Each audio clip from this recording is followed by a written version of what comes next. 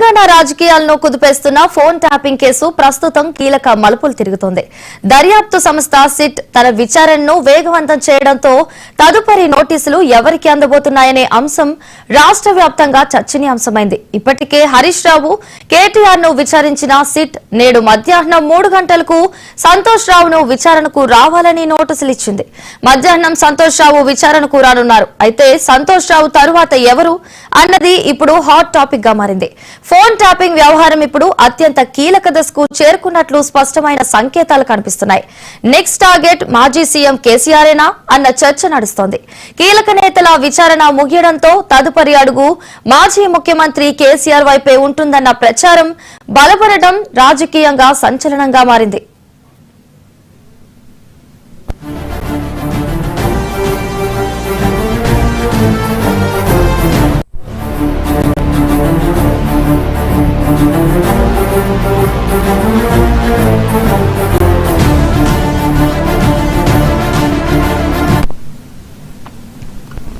త్వరలో కేసీఆర్ కు సిట్ అధికారులు నోటీసులు జారీ చేయనున్నారా? సిట్ అధికారులు చెబుతున్న బిగ్ బాస్ కేసీఆరేనా? కేసీఆర్ ను విచారణ కోసం ఎక్కడికి పిలుస్తారు? లేదంటే కేసీఆర్ నివాసానికే సిట్ అధికారులు వెళ్తారా? దిల్కుష్ గెస్ట్ హౌస్ కు పిలుస్తారా అన్న చర్చ జరుగుతోంది. కేంద్ర మంత్రి బండి సంజయ్ ని దిల్కుష్ గెస్ట్ హౌస్ లోనే విచారించారు సిట్ అధికారులు. ఇప్పటి వరకు విపక్ష నేతలు విచారణలో ఏం వెల్లడించారు?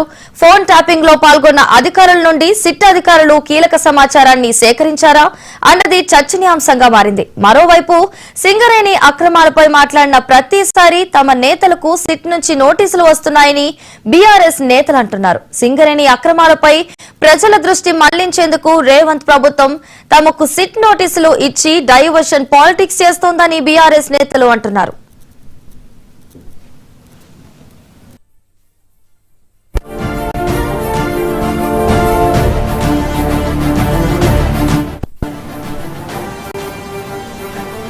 తెలంగాణ రాజకీయాలను కుదిపేస్తున్న ఫోన్ ట్యాపింగ్ కేసు ప్రస్తుతం కీలక మలుపులు తిరుగుతోంది. ఇదే అంశానికి సంబంధించి మరింత సమాచారాన్ని మా ప్రతినిధి రామ్ నరేష్ అందిస్తారు. రామ్ నరేష్, చెప్పండి. వల్లి, ప్రధానంగా చూసుకుంటే ఫోన్ ట్యాపింగ్ అంశానికి సంబంధించి క్లైమాక్స్ చేరుకుందా అనే ప్రశ్న అయితే తలెత్తుతుంది. ఎందుకంటే ఇప్పటికే ఈ అంశానికి సంబంధించి కీలక నేతలందరికీ కూడా నోటీసులు ఇచ్చి, అంటే బీఆర్ఎస్ పార్టీకి సంబంధించిన కీలక నేతలందరికీ కూడా నోటీసులు ఇచ్చి విచారణ జరుపుతున్న పరిస్థితి ఉంది. ఇప్పటికే పార్టీకి సంబంధించిన అగ్రనేతలందరికీ కూడా నోటీసులు ఇచ్చి 1 by 1 విచారణ సాగిస్తున్న పరిస్థితి ఉంది. ఈ నేపథ్యంలోనే పార్టీకి సంబంధించిన, అంటే గత ప్రభుత్వంలో కీలకంగా వ్యవహరించిన కేసీఆర్ కూడా నోటీసులు ఇస్తారంటూ కూడా ప్రచారం సాగుతుంది, పెద్ద ఎత్తున ప్రచారం సాగుతున్న పరిస్థితి ఉంది. ఇదే అంశాన్ని మొన్న బీఆర్ఎస్ వర్కింగ్ ప్రెసిడెంట్ కేటీఆర్ కూడా మాట్లాడుతూ ఇదే అంశాన్ని ప్రస్తావించడం జరిగింది.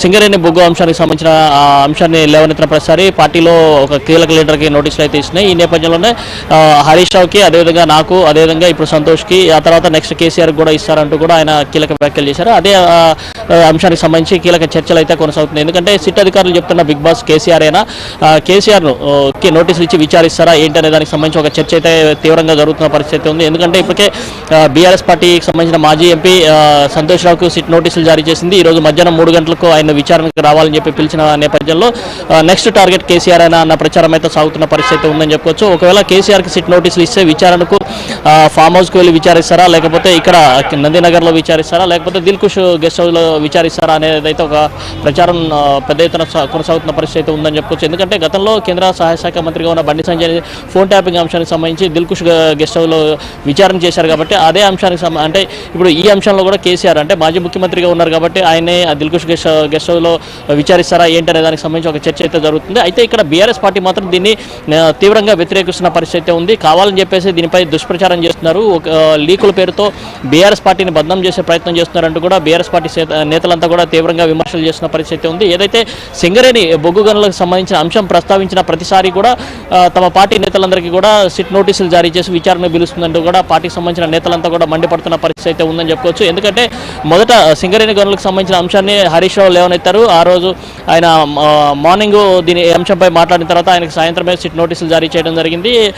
అదేవిధంగా ఇదే అంశానికి సంబంధించి బీఆర్ఎస్ వర్కింగ్ ప్రెసిడెంట్ కేటీఆర్ మాట్లాడారు. ఆ తర్వాత ఆయనకి ఆ రోజు రాత్రి నోటీసులు జారీ చేయడం జరిగింది. ఆ తర్వాత విచారణకు రావాలని చెప్పేసి అన్నారు. అట్లనే ఇప్పుడు ఏదైతే గవర్నర్కి ఈరోజు భేటీ అవుతామని చెప్పేసి నిన్న ప్రకటించిన సందర్భంలో పార్టీకి సంబంధించిన మాజీ ఎంపీ సంతోష్ రావు కూడా నోటీసులు జారీ చేసిన పరిస్థితి ఉందని చెప్పుకోవచ్చు. ఈ నేపథ్యంలోనే నెక్స్ట్ ఇదే అంశానికి సంబంధించి అవసరమైతే సుప్రీంకోర్టు కూడా వెళ్తామని చెప్పేసి బీఆర్ఎస్ పార్టీ చెప్తున్న పరిస్థితి ఉంది. కాబట్టి నెక్స్ట్ కేసీఆర్ కూడా నోటీసులు ఇచ్చే అవకాశాలు ఉన్నాయని చెప్పేసి విస్తృతంగా ప్రచారం అయితే జరుగుతుంది. ఒకవేళ ఫోన్ ట్యాపింగ్ అంశంలో పార్టీకి సంబంధించిన అంటే మాజీ ముఖ్యమంత్రిగా ఉన్న కేసీఆర్కి నోటీసులు ఇస్తే పరిణామాలు ఏ విధంగా ఉంటాయనే దానికి సంబంధించి అయితే తీవ్ర చర్చ జరుగుతుంది. ఎందుకంటే కేసీఆర్కి నోటీసులు ఇస్తే ఆయన విచారణ హాజరవుతారా లేకపోతే ఏం జరుగుతుంది అనేది చూడాల్సిన పరిస్థితి ఉంది. అయితే దీనికి సంబంధించి మొన్న కేటీఆర్ విచారణ అనంతరం పార్టీకి సంబంధించిన అగ్రనేతలంతా కూడా ఫామ్ హౌస్లో భేటీ అయ్యారు. ఆ భేటీ సందర్భంగా కేసీఆర్ కొన్ని కీలక వ్యాఖ్యలు కూడా చేసినట్టుగా మనకు సమాచారం అందుతుంది. దాంట్లో ఒకవేళ సిట్ పేరుతో రాష్ట్ర ప్రభుత్వం డైవర్షన్ పాలిటిక్స్ చేస్తుంది, ఈ కేసులో ఏమీ లేదు, అయినప్పటికీ కూడా విచారణ పేరుతో డైవర్షన్ పాలిటిక్స్ చేస్తుంది,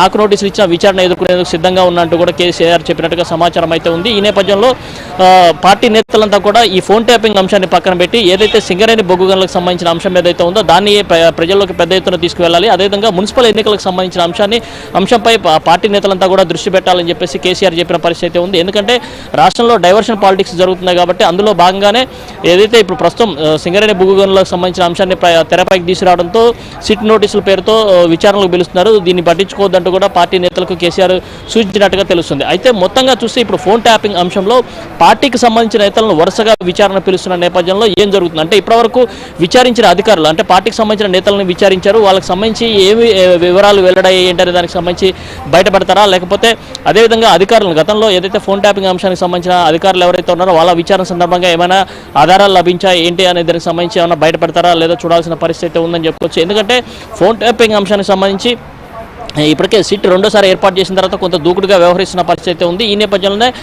పార్టీ నేతలందరికీ వరుసగా నోటీసులు ఇస్తూ వాళ్ళందరినీ కూడా విచారణకు పిలుస్తున్న పరిస్థితి ఉందని చెప్పుకోవచ్చు. ఈ నేపథ్యంలోనే ప్రస్తుతం జరుగుతున్న పరిణామాలు ఏవైతే ఉన్నాయో పార్టీకి సంబంధించిన అగ్రనేతలను పిలిచి విచారించే అవకాశాలు అయితే ఉన్నట్టుగా ప్రచారం పెద్ద ఎత్తున సాగుతుంది. ఈ నేపథ్యంలో కేసీఆర్ కూడా నోటీసులు ఇస్తారనే ప్రచారం అయితే ఊపందుకుంది. ఈ నేపథ్యంలో పార్టీకి సంబంధించిన నేతలంతా దీనిపై చర్చించుకుంటున్న పరిస్థితి కూడా ఉందని చెప్పుకోవచ్చు. ఒకవేళ విచారణ పిలిచి ఎదుర్కొనేందుకు సిద్ధంగా ఉన్నామంటూ కూడా కేసీఆర్ మొన్న ఫామ్ హౌస్లో చెప్పినట్టుగా అయితే ఒక సమాచారం ఉంది. ఈ నేపథ్యంలో ఈ ఫోన్ ట్యాపింగ్ అంశంలో ఏమీ లేదు అంటే ఏ ప్రభుత్వం వచ్చినా కూడా ఫోన్ ట్యాపింగ్ చేస్తూనే ఉంటారు. దాన్ని పెద్ద ఎత్తున అంటే ఏదైతే ఈ రాష్ట్ర ప్రభుత్వం అధికారంలోకి వచ్చిన తర్వాత డైవర్షన్ పాలిటిక్స్ లో భాగంగానే ఫోన్ ట్యాపింగ్ అంశాన్ని పైకి తీసుకొచ్చింది. ప్రస్తుతం ఉన్న సింగరేణి బొగ్గు గనుల అంశం ఏదైతే ఉందో దాన్ని పెద్ద ఎత్తున ప్రజల్లోకి తీసుకెళ్లాలి, అదేవిధంగా మున్సిపల్ ఎన్నికలపై దృష్టి పెట్టాలంటూ కూడా పార్టీ భావిస్తున్న పరిస్థితి ఉందని చెప్పుకోవచ్చు. Right, thank you Ram Naresh.